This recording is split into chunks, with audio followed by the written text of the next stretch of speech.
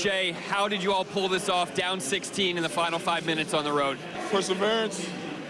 Coach always says it's a 48-minute game. That's one of our mottos we try to hone in on every day.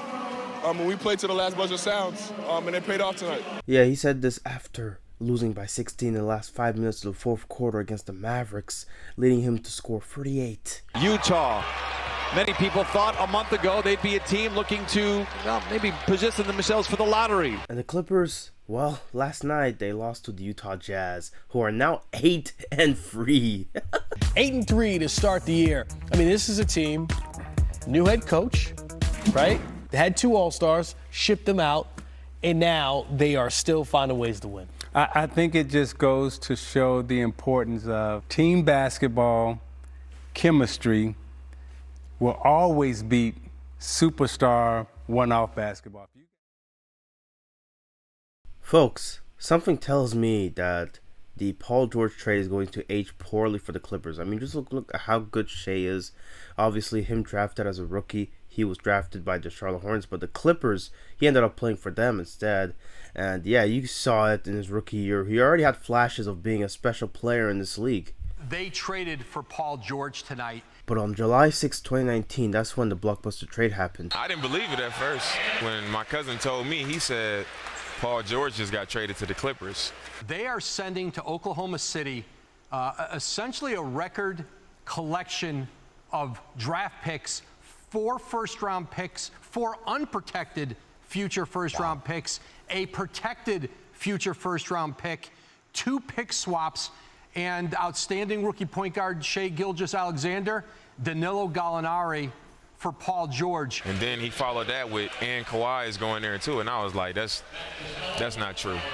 I didn't believe it. Think about it. I mean, back then, this shook up the entire league. Shai Gilgeous-Alexander back then was just a trade asset that the Clippers used to get Paul George and Kawhi Leonard to be on the team, to contend, to win it all. And people thought they were going to do it. Up late Friday night here in Los Angeles, DJ dropped that track.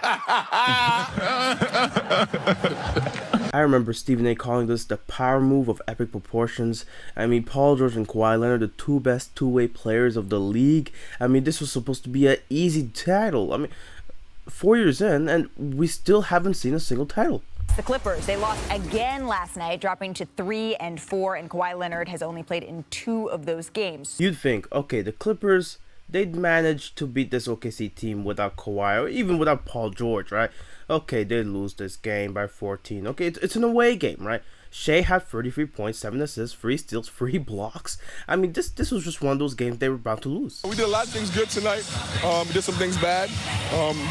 To be honest, I'm not sure right now, but we're gonna watch film tomorrow, figure it out, and try to be better. That's a good team over there, and we can't think that they're gonna relax. 2 days later, Paul George now plays, and yeah, this Thunder team is no joke apparently. The Clippers are allowing them to just go easy on them. I mean, you look at Karen Williams just driving past Paul George like he's the twig. Clippers already with those 15 free throw attempts. No problem. Under on the night, shooting at 44%.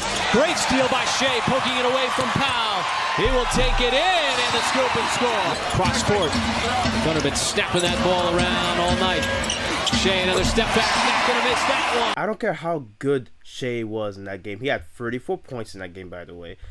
You do not lose a game against the Thunder without Kawhi. Just without Kawhi, with Paul George in the game, this is not a good look for the Clippers. They do not look good at all. And I would be concerned right now because this is a year where, hey, we're trying to win a championship, and it seems like we're pretty far away from that because their offense has looked very bad to start the year. And you got the doubters, you know, people saying the Clippers are not going to win it all. I mean, they look to be right about this one. I was the person that got a lot of heat at the beginning of the year because I said I did not believe in the Clippers. And that is why every single thing about the Clippers and organization, it hinges on Kawhi Leonard. And if you look at the last 3 years for Kawhi, yes, he did win a championship. He beat the depleted Warriors. And that's not going to take away from how great he was, but not many people think that they would have won a championship if KD and Klay were both playing. Ouch. That one hurts me personally, okay? But it's the truth. Kawhi, he did get lucky in that 2019 finals run. But, you know, with the Clippers, you'd think Kawhi and Paul George were going to win it all, but their window is closing. And then after that, they were up 3-1 in the bubble. That did not go well, and it wasn't just Paul George. Kawhi Leonard had a lot of that. He was struggling in that. Somebody got to say it, man. The injuries. Kawhi, why are you not playing right now? Kawhi Leonard has had a season and an off-season off. I'm trying to figure out what the hell is the problem. And we don't get no conversation from him because he's never available for media, so we don't know what he's thinking or how the process is going. We get no type of insight whatsoever, so we have to speculate. I'm just going to vault them and say that they are the team to win the championship this year? Oh no, they should be very worried in Clipperland. As of today, the Clippers are 5-5. The Thunder are just a half a game back with 4-5 record. Yes, Shai looking good as well. All the capital they got from that Clippers Paul George trade, the draft picks upon draft picks. And I'll tell you this, man, Shai already looks to be the best Canadian player of his generation. Paul George has to play like a superstar in order for this Clippers team to win right now without Kawhi. At Sacramento, he scored 40. I think he had 48 and 8 for them to win. The other night, for just them to pull them out of their mess against Houston, Paul George had to hit a clutch 3 with 40 seconds ago. Then he hits the game winner over Eric Gordon with a fadeaway, and I think he had 35 points. He had a ridiculous line with 6 steals. I know in 2019, if you looked at any franchise and you tell them, okay, in the next 2 or 3 years, who's going to have the best, brightest future? You would say the Clippers, no doubt.